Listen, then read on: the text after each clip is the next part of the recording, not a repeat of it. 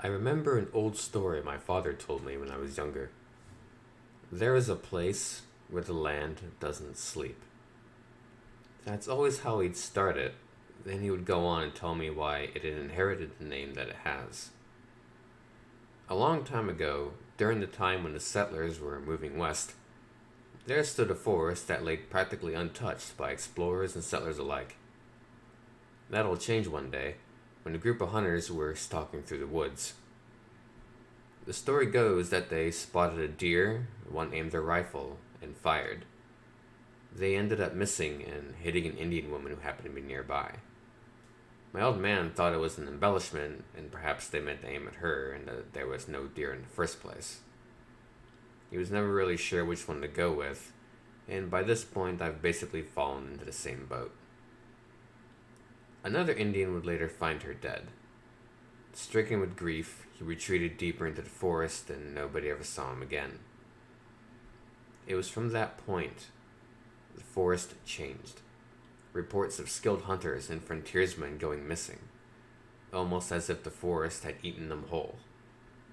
A mob from the townships blamed the local tribes for the missing persons and made way for where one tribe was camped at. However, the path to them took them through the forest. My father told me that a boy stood at the edge of the forest as the mob passed through it. The night would be filled with musket fire and their screams.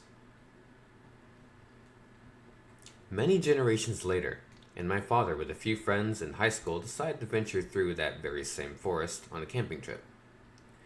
They just graduated their senior year and were looking to celebrate. They decided to camp pretty deep into the forest, a decision they would end up regretting. They got there around 6 p.m. From there they pitched camp and partied the night away. Later on, while everyone was drunk, one of my dad's friends got up to answer the call of nature. He walked back to the car and let out a holler. The rest of the camp saw him running back and screaming some nonsense about the trees taking the cars apart. Of course, the group thought he either lost it or had too much to drink. I remember my father saying he was conflicted as what to believe. They had been drinking, but he was very obviously afraid. My father said that the ground started shaking. Suddenly, something burst from the earth and impaled their friend. Whatever it was, it dragged them back underground. My father and his remaining friends fled the camp, but not before gathering some gear and hoofing it to the cabin. Another one of his friends would be picked off while they were running. My father said it was like he was just picked up. He said his screams carried on the wind all the way to the cabin. They finally made it and ran in and slammed the door behind them. Then, the sound of wood scraping against wood filled the air. My father's friend yanked back the curtains and he just stood there for a second. He quickly backed up and grabbed my father and hid behind a couch. He told me his friend said, "It's the trees, man. It's the damn trees." One of the windows shattered and a branch thrust itself in and wrapped around his last friend. He held on for as long as he could, but he lost his grip, and he watched as his friend was forced through a vent-like wall of branches. He sat there as his body was contorted and broken until it was pulled through. He said he then felt the house begin to close in. The branches were slowly crushing the cabin. Window panes burst, wood splintered. He said he just dove to the floor and covered his head. Eventually, when he woke up, he was greeted by a bright sunrise. The cabin was in shambles. It was the tightly squeezed husk of its former self. The trees were gone. No longer were they coiled around the house, slowly crushing the life out of it. He staggered out of the ruined cabin, and with the last bit of strength left in him, he bolted and ran. I never really believed him when he told me this story. I always asked him, "Dad, you alright?" "Killer trees." And that was my old man. Coincidentally, I and some friends are planning to camp in these very same woods tonight, actually. We all just kicked college in the ass, and, well, we need some time off and a break. I'm sure I'll be fine. Have I ever told anybody that I really find Native American folklore and just all the stuff that comes with it, really intriguing. I would dare say I find it more intriguing than European and Celtic folklore.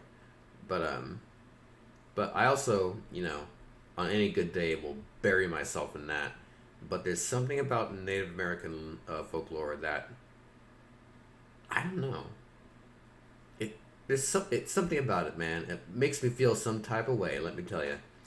But anyways, here we are. We are at episode 10 of Fractured Stories, and I just want to start this off by saying thank you to everybody who has stuck with it thus far.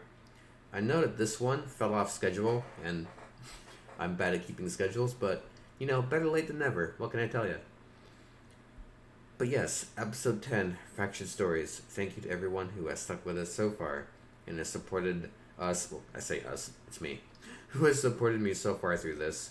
For there are a great many things in store for us behind door number 2.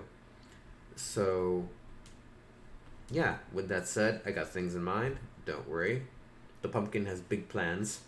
There are many little seedlings growing within his head, and they're all moving around, getting grinded by the gears. So, with that all said and done, I hope you're all safe. I hope you're all awesome.